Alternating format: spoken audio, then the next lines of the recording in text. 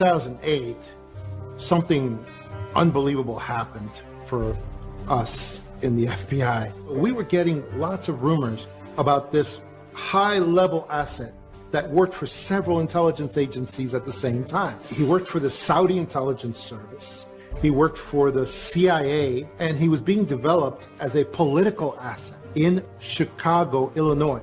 He was not even a United States citizen, but it was said that he was a student visa and that he was a national from another country. In 2008, everyone in the intelligence structure found out who he was. It was this individual whose name I don't like to say, who became president in 2008 of the United States. And I will faithfully execute the office of President of the United States. The office of President of the United States. One of his code names was Renegade. His real name was Barry Sortoro, but he adopted a different name for his political career. When they ran him for president, the cabal, basically, this was the culmination of so many of their plans for so many years.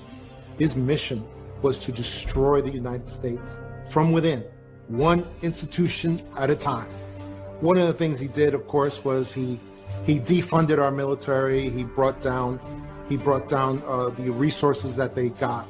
But then he ordered our military in many, many instances and in various theaters to attack our allies and to defend and supply and help our enemies. That's exactly how he created ISIS. He would say publicly that the military were going to bomb our enemies, but then he would have the military actually bomb enemies of ISIS, our allies. He gave ISIS funding and equipment by basically ordering our military to take equipment into a certain theater and then abandon it. And the commanders would say, that's ridiculous. We'd just be handing that stuff over to ISIS. And the president's office would say, don't question orders, just follow your orders. The Muslim Brotherhood plan for the destruction of the United States, written 5/22/1991. The title of the plan is مذكرة تفسيرية للهدف الاستراتيجي العام للجماعة في أمريكا الشمالية. You all got that? There will be a quiz. It is titled the Muslim Brotherhood, an explanatory memorandum for the general strategic goal for the group, the Muslim Brotherhood in North America, written 5/22/1991. This plan was presented as evidence in the Holy Land Foundation trial, the largest terrorism trial ever in the history of the United States, where our government handed down 108 guilty verdicts for Muslim Americans and Muslim American organizations raising money to support terrorist organizations in the Middle East to the tune of millions. And I'm just going to read you a paragraph of this plan, so it'll give you an idea of what I'm talking about. They talk about the settlement in the United States. Understanding the role of the Muslim Brother in North America. The process of settlement is a civilization jihadist process with all the word means.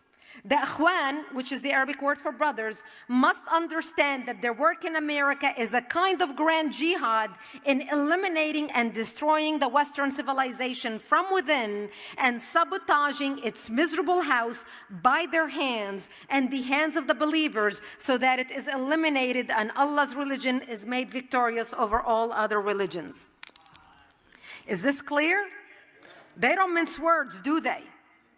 But the most important page of this document is the last page, because in the last page, they list 29 front Islamic organizations set up in the United States with the specific goal of sabotaging America from within and destroying America by our own hands. And I'm just going to name a few.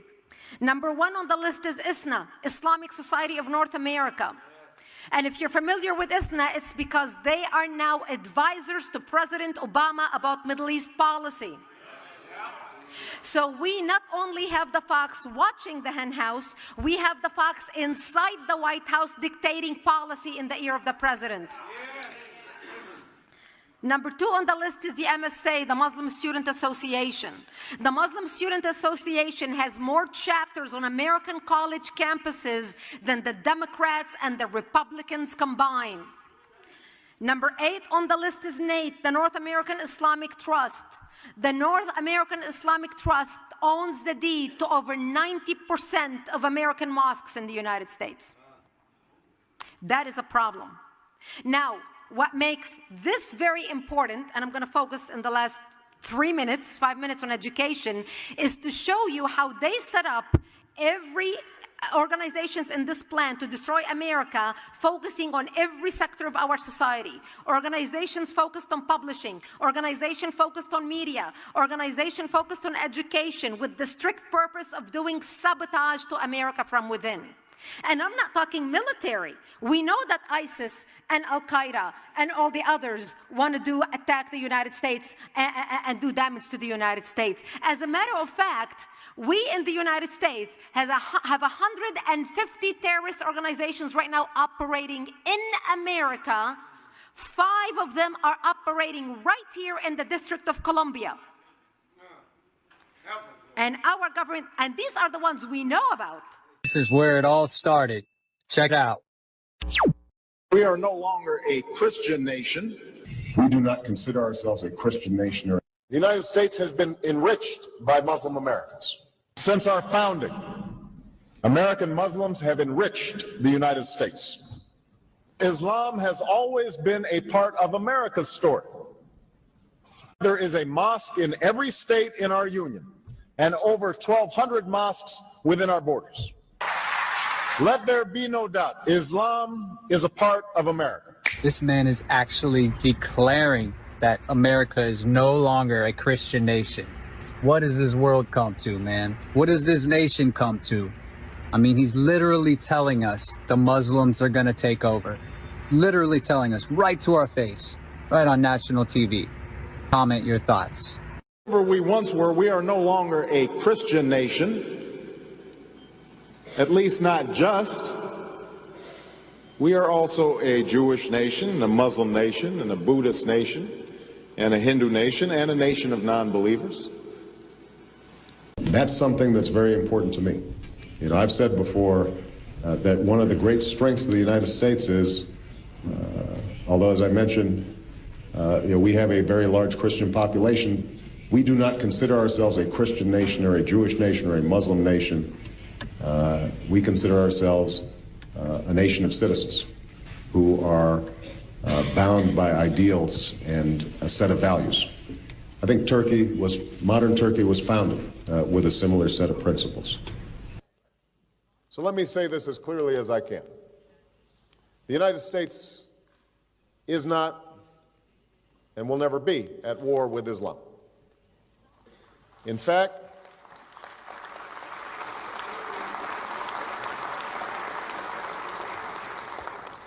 our partnership with the Muslim world is critical. We will convey our deep appreciation for the Islamic faith, which has done so much over the centuries to shape the world, including in my own country.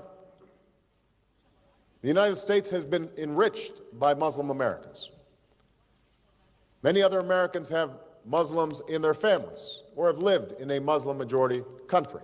I know because I am one of them. I've come here to Cairo to seek a new beginning between the United States and Muslims around the world, one based on mutual interest and mutual respect, and one based upon the truth that America and Islam are not exclusive and need not be in competition. Instead, they overlap and share common principles, principles of justice and progress, tolerance, and the dignity of all human beings. I do so recognizing that change cannot happen overnight. I know there's been a lot of publicity about this speech, but no single speech can eradicate years of mistrust, nor can I answer in the time that I have this afternoon all the complex questions that brought us to this point. But I am convinced that in order to move forward, We must say openly to each other the things we hold in our hearts, and that too often are said only behind closed doors. There must be a sustained effort to listen to each other, to learn from each other, to respect one another, and to seek common ground. As the Holy Quran tells us, be conscious of God and speak always the truth. Let there be no doubt, Islam is a part of America. And I believe that America holds within her the truth that regardless of race, religion, or station in life, all of us share common aspirations.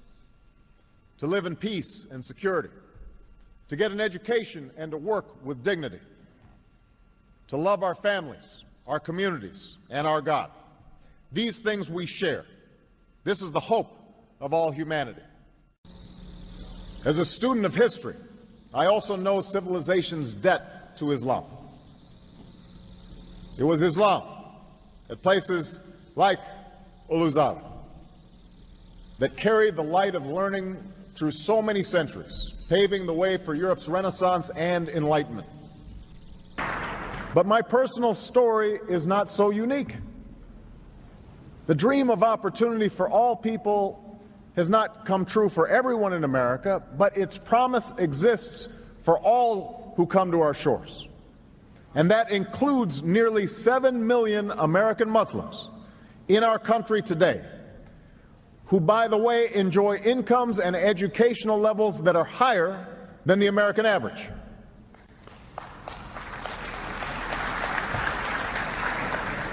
Moreover, freedom in America is indivisible from the freedom to practice one's religion. That is why there is a mosque in every state in our union and over 1,200 mosques within our borders. That's why the United States government has gone to court to protect the right of women and girls to wear the hijab and to punish those who would deny it. So let there be no doubt.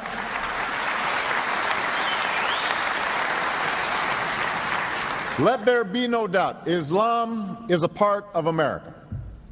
And I believe that America holds within her the truth that regardless of race, religion, or station in life, all of us share common aspirations. To live in peace and security.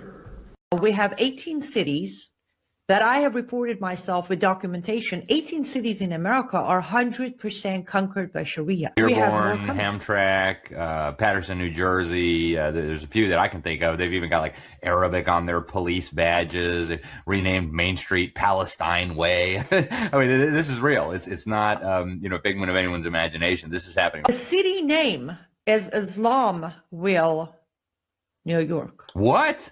There's an Yes. Islamville in New York? Yes. Okay. Wow. That is my #1 on the 18 report. It's called the Conquer Map of America. Wow. The #1 city is called Islamville. And yes, we are conquered. The question is, are we going to let them finish it or not? And of course, we have a Muslim mayor in New York City now, other than Washington, D.C., maybe the most powerful city in America, something that even I think just a few years ago would have been seen as utterly ridiculous.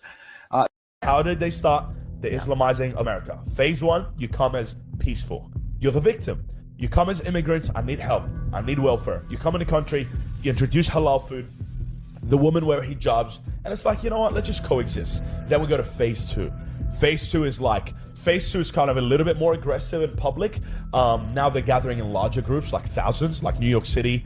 Thousands of Muslims are gathering, praying in the street. They're now getting in political spheres, like Zohra Mamdani. They're becoming a little bit more public.